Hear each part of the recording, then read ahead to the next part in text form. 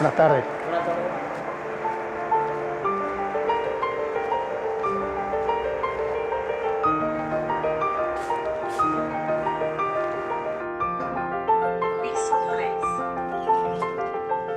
Qué década extraordinaria la de 1930, de cambios profundos, políticos, sociales. Y sí, porque es un cambio de fin de un periodo de la historia económica argentina y política, el comienzo de uno nuevo, y desgraciadamente cuando el país más necesitaba la democracia para resolver los conflictos, se vinieron abajo las instituciones. Y además la caída de las exportaciones de los productos agropecuarios argentinos por la crisis de 1930 va a provocar el crecimiento del sector industrial a través de la sustitución de importaciones. Desde luego, y una crisis de la política económica, porque las viejas ideas de la ortodoxia ya no podían administrar las consecuencias de la crisis.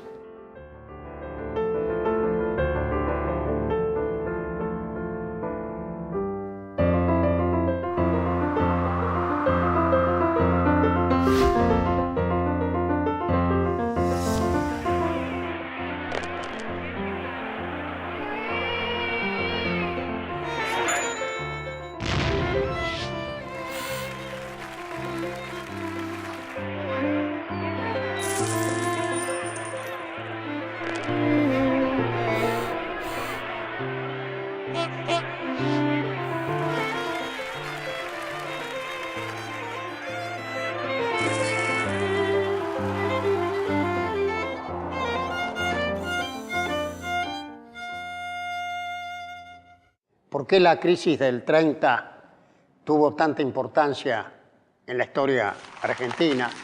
¿Cómo comienza la industrialización sustitutiva de importaciones?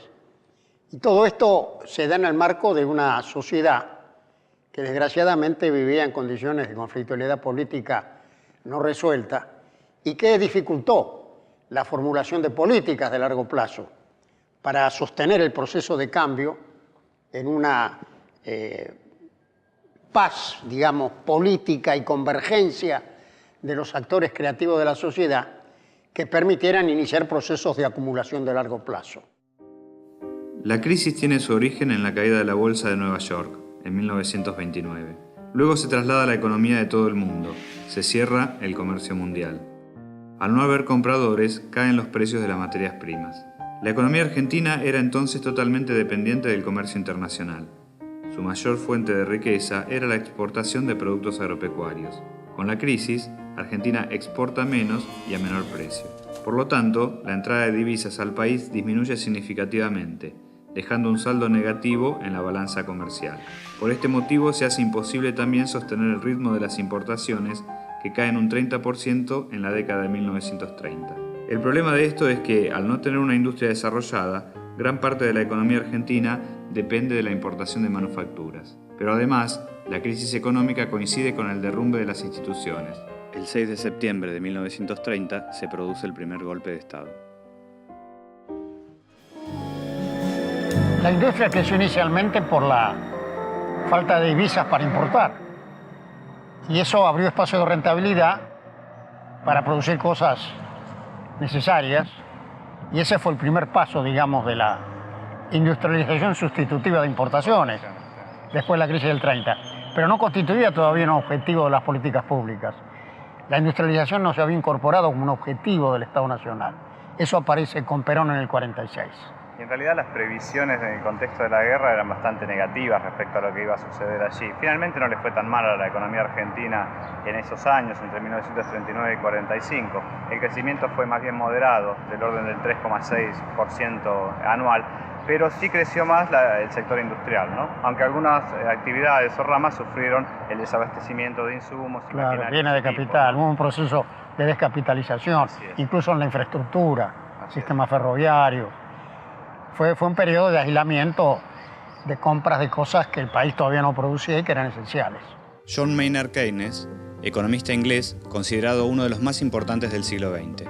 La teoría keynesiana surgió como respuesta a la Gran Depresión en los años 30, proponiendo una política donde el gobierno interviene en la economía en momentos de recesión, aumentando el gasto público y estimulando la demanda, aunque ello implique un incremento del déficit fiscal. Las teorías de Keynes pronto se aplicaron en muchos países del mundo. Argentina no fue la excepción. Un ejemplo de estas medidas son las juntas reguladoras de granos, de carne, de algodón, de yerba mate, creadas entre 1932 y 1934 por el gobierno de Agustín Pedro Justo. Las juntas tenían facultades para fijar precios, controlar la elaboración y la comercialización en cada una de esas áreas. De esta manera el Estado controlaba o promovía distintos sectores de la producción. Mediante los controles de cambio, el gobierno de Justo monopoliza la compra y venta de oro y divisas extranjeras. Debido a la gran escasez de divisas que había para pagar la deuda e importar los bienes de primera necesidad, era necesario administrar muy estrictamente las divisas disponibles e impedir la especulación. Y para tener un mayor control de la política monetaria y cambiaria, en 1935 se crea el Banco Central. A esto se suma una política fiscal que incluye nuevos impuestos para compensar los que tradicionalmente se cobraban a las importaciones. Y no solo eso, sino que además se aplican, por ejemplo, los controles de cambio. Como había una gran escasez de divisas para pagar la deuda y además para importar las cosas que antes se importaban, era necesario administrar muy estrictamente las divisas disponibles. Y aparecen entonces los controles de cambio simultáneamente con las medidas que usted acaba de recordar. Y además hay una reforma impositiva muy importante, como por ejemplo la creación del impuesto a los réditos, que permite compensar la caída de los impuestos que se cobraban antes por las importaciones. Sin duda. También se crea el Banco Central en 1935, con lo cual se tiene un instrumento para hacer la política monetaria, y su primer gerente general fue Raúl Prebisch, que fue precisamente no solo un innovador en el manejo de la política económica, sino también de las ideas, porque paralelamente con la renovación teórica promovida por Keynes, Prebisch estaba promoviendo ideas que incorporaban además no solo la reactivación, sino también el desarrollo económico como un tema fundamental. Ahora, estas ideas lo que permiten finalmente, y las prácticas de estas políticas, es consolidar a los sectores dominantes de la Argentina tradicional y además ajustar de algún modo el comercio exterior de la Argentina a las necesidades británicas o del comercio británico. Sin duda, porque digamos, el modelo fue conmovido, el modelo agroexportador con la fuerte concentración de riqueza y del poder económico fue conmovido por la crisis. Estas medidas del Estado trataron de sostener el modelo en las nuevas circunstancias, pero subsistía la idea de una Argentina periférica asociada a la potencia hegemónica, que era Gran Bretaña. Es decir, esto no formaba parte de un replanteo de la política económica argentina, sino más bien una adaptación del sistema establecido a las consecuencias de la crisis. Y el Pacto Roca-Runciman termina por consolidar Es el ejemplo probablemente más notorio de esta tentativa, digamos, de los grupos hegemónicos de preservar la relación privilegiada con la potencia hegemónica.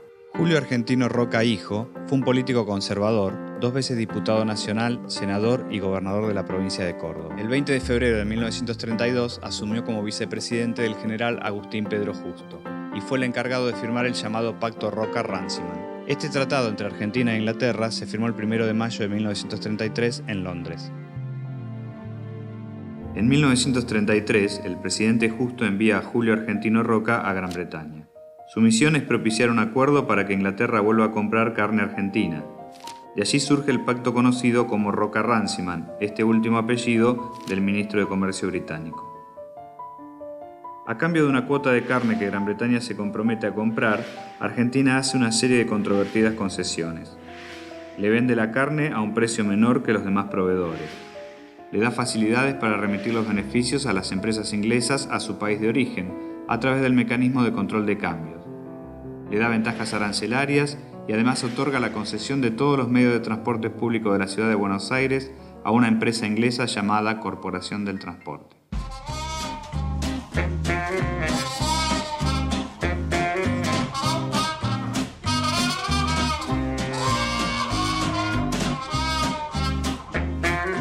$1.600. Te pusiste 1.500. Ah, disculpe.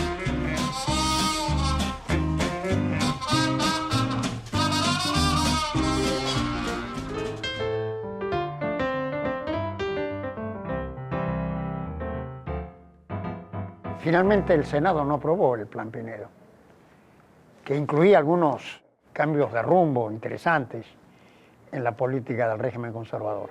En 1940, Federico Pinedo, tras haber sido designado ministro de Hacienda del presidente Ramón Castillo, propuso un plan de reactivación económica como salida a las dificultades que generaba la guerra mundial a la economía local. El plan tenía un triple objetivo. Por un lado, insistir en la compra de cosechas por parte del Estado para sostener el precio de las mismas. En segundo lugar, estimular la construcción pública y privada, por su efecto multiplicador sobre muchas otras actividades de la economía. Y finalmente, incentivar la producción industrial.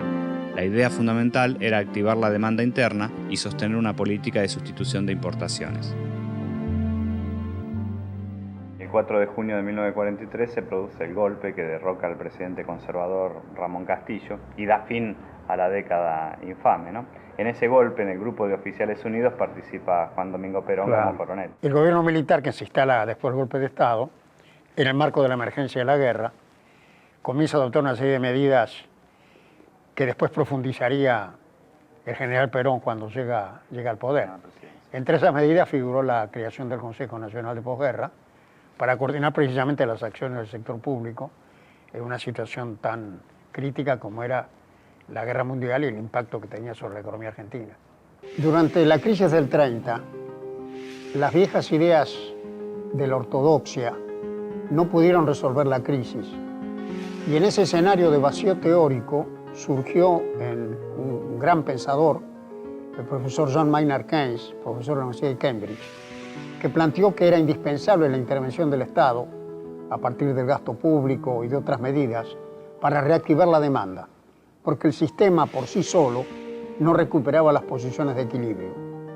Ese mensaje tuvo una enorme repercusión en el campo de la teoría y también en la política económica. En los Estados Unidos, en la misma época, el presidente Roosevelt comenzó a aplicar una serie de medidas de reactivación que se conocieron como el New Deal, el nuevo trato, precisamente para reactivar el empleo y sacar a la economía norteamericana de la profunda depresión en la cual estaba sumergida. Industria Metalúrgica y Plástica Argentina, IMPA, es una fábrica con larga trayectoria. Comenzó a producir aluminio y plástico en la década de 1930. En 1947, durante el primer gobierno de Perón, fue integrada a la Dirección Nacional de Industrias del Estado, DINIE. Aún conserva en funcionamiento maquinaria de esa época. Perón inicia su presidencia en 1946, en un momento en que buena parte de la sociedad argentina reclamaba mayor equidad y justicia, y en un mundo en el cual el Estado estaba adquiriendo una fuerte participación en todas partes, principalmente en los países que habían sido beligerantes.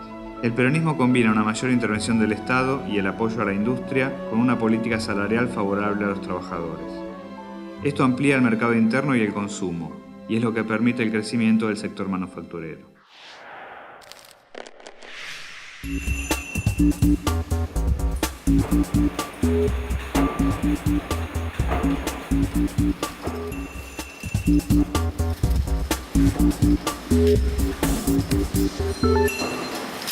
En 1962, IMPA se convirtió en una de las primeras cooperativas del país. Raúl, director de IMPA, ingresó a la fábrica en el año 1981, cuando aún estaba en todo su esplendor. Hola. Buenos ¿qué días. tal? Marcelo. Oh, ¿qué tal? ¿Cómo le va? ¿Cómo está? Todo bien, gracias. ¿Quiere venir a ver la fábrica? Me encantaría. Bueno, adelante, señor. Bueno, gracias.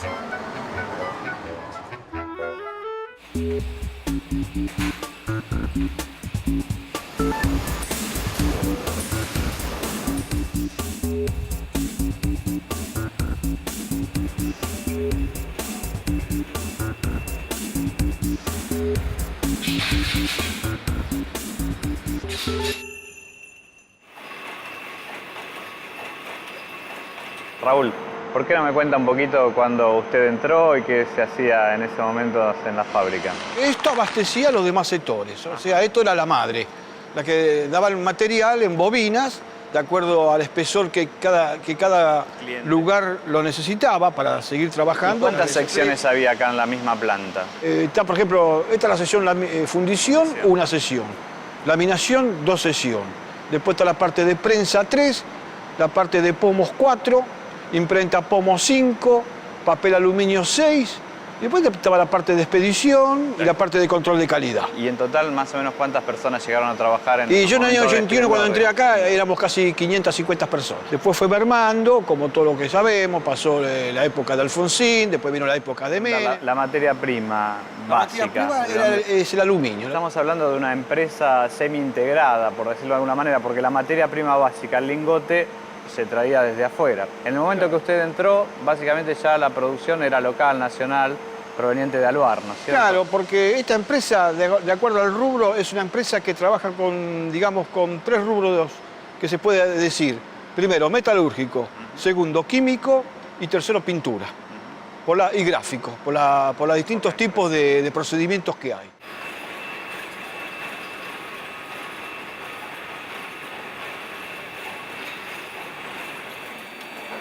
¿Es cooperativa desde cuándo? Del año 62. Es Sí. una de las primeras cooperativas Una de las industriales de la primeras, Argentina, claro, ¿no? claro. Y, al principio estábamos afiliados a la UOM, después nos defendíamos solos, no había problema acá con... Porque todo, es como el dicho, ¿no? Todos tiran para uno. Esta empresa había pertenecido anteriormente a la Dirección Nacional de Industrias del Estado, a la DINIE, Claro, DINIE, desde claro. la época del peronismo. Claro, de acá salieron componentes para los aviones Pulqui. Todos los componentes se laminaban acá, del mismo aluminio salían las alas, del mismo Pulqui las alas salieron de acá, el cuerpo, el fuselaje, todo eso salió todo de acá, menos el motor. Perón ha dicho, ya fabricamos hasta el último tornillo del avión. Construcción del Pulqui, la más extraordinaria expresión de la aeronáutica justicialista. Ahora a su prueba consagratoria.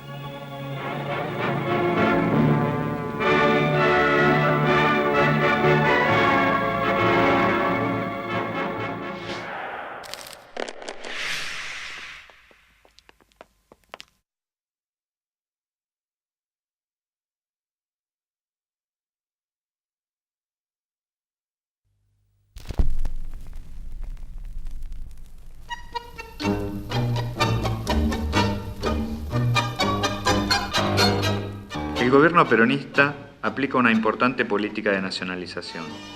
Se estatizan algunos servicios públicos, los ferrocarriles, los teléfonos y también algunas actividades fabriles. Se crean empresas públicas y otras mixtas, con parte de capital privado. Se trata de un Estado que no solo regula, sino que además se transforma en un Estado empresario.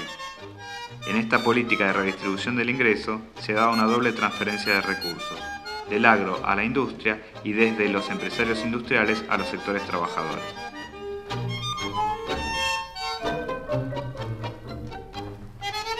Hola Aldo, ¿qué tal? Hola Marcelo, escucha este tema, este gran tema de la década del 40, que fue una época extraordinaria en la historia del tango. Con el peronismo se producen ciertas transformaciones de la estructura productiva argentina, el empleo y la distribución del ingreso. Se trata de un cambio social significativo. Una de las medidas claves es la creación del Instituto Argentino para la Promoción del Intercambio en 1946, el IAPI.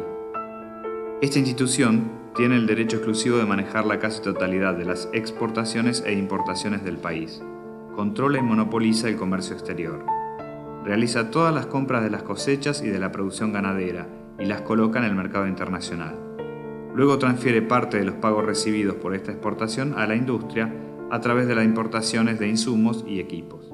Las políticas del gobierno de Perón provocaron un gran impulso a la demanda interna, al empleo, al crecimiento, y efectivamente la industria creció fuertemente, porque la sustitución de importaciones ahorraba divisas por un lado, pero por el otro lado generaba nuevas demandas de maquinarias, equipos, insumos y materias primas. Por otro lado estaba la compra de los servicios públicos nacionalizados.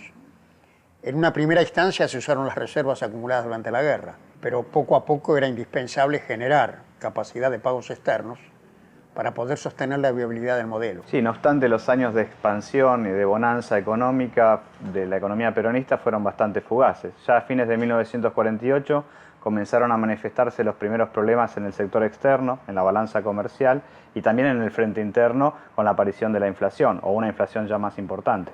El tema era que la industria demandaba muchas divisas para funcionar, pero no las producía, y las divisas provenían del campo. Digamos, el estrangulamiento externo por la falta de divisas se agrava por esta situación del campo y revela la vulnerabilidad del modelo. Es decir, que no era sostenible un modelo de industrialización sin resolver simultáneamente la restricción externa. Y en ese contexto se ensaya el Plan de Estabilización de 1952 que conduce Alfredo Gómez Morales, que había reemplazado a Miranda al frente del Banco Central. Claro, porque sucedió naturalmente que en esta mejora de los sectores asalariados en la distribución del ingreso, comenzaron a surgir conflictos distributivos graves. Y en la medida en que la economía empezó a tener problemas de crecimiento, este conflicto se fue expresando en la tasa de inflación, que aparece como un problema en esa época y que se mantiene durante un prolongado periodo, a tal punto que en el siglo XX la Argentina tuvo récord mundial de inflación. Es decir, más allá de estos problemas económicos que estamos hablando, Marcelo, estaba el tema de la sociedad dividida, peronismo, antiperonismo. Y ese conflicto insalvable culmina con el golpe de Estado y el inicio de una nueva etapa política, no tanto económica, porque en definitiva algunos rumbos que se tomaron bajo el gobierno peronista se mantuvieron hasta el 76, hasta el golpe de Estado del 76. Y allí sí se produce un cambio de rumbo dramático y trágico. La inflación es una enfermedad que obedece a muchas causas. La Argentina tuvo el siglo pasado, el siglo XX, el récord mundial de inflación, por la convergencia de muchos factores, el desorden económico, los golpes de Estado, las crisis de balance de pago, las devaluaciones masivas, el conflicto social. De tal manera que este fue un mal endémico durante mucho tiempo en la Argentina. La falta de divisas producida por la incapacidad de exportar los bienes agropecuarios revela la vulnerabilidad del modelo. Es decir, demuestra que no es sostenible un modelo de industrialización si no se resuelve simultáneamente el problema de la balanza comercial. En ese contexto se ensaya el Plan de Estabilización de 1952 que conduce Alfredo Gómez Morales desde el Banco Central. Se trata de un plan de ajuste que implica una decidida vuelta al campo y un repliegue de la política salarial de Perón. Se fijan los salarios para bajar el consumo y aumentar los saldos exportables, y también para atacar la inflación.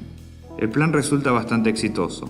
La balanza comercial empieza a ser nuevamente positiva y se contiene la inflación. Y sobre la base de ese éxito se empieza a diseñar una nueva estrategia económica que va a plasmarse en el segundo plan quinquenal a partir de 1953. El proyecto industrialista de Perón provocó un cambio muy profundo en la economía argentina y muy importante. Y al mismo tiempo sus limitaciones demostraron que faltaban condiciones básicas para que ese proceso se consolidara a largo plazo y terminara conformando una economía industrial moderna, abierta, competitiva, de una ancha base agropecuaria, pero con un poderoso sector industrial. Esas condiciones incluían la cohesión social, lograr un consenso básico entre las fuerzas creadoras en la Argentina para respaldar la transformación. Requería el orden macroeconómico, solvencia fiscal, equilibrio monetario, competitividad. Requería también consolidar una visión propia del desarrollo nacional, integrado al mundo pero parado en los propios recursos y en la propia capacidad de iniciativa de los argentinos. Y todo esto requería también estabilidad institucional de largo plazo, porque una sociedad en transformación es una sociedad conflictiva, en la cual hay continuamente conflictos y hacen falta reglas para transar los conflictos. Si esas reglas no están, el conflicto termina frustrando el proceso. Entonces, todos estos elementos que constituyen la densidad nacional de una sociedad estuvieron ausentes en parte durante el gobierno peronista y volvieron a estar ausentes de allí en más hasta la tragedia que se inicia en 1976.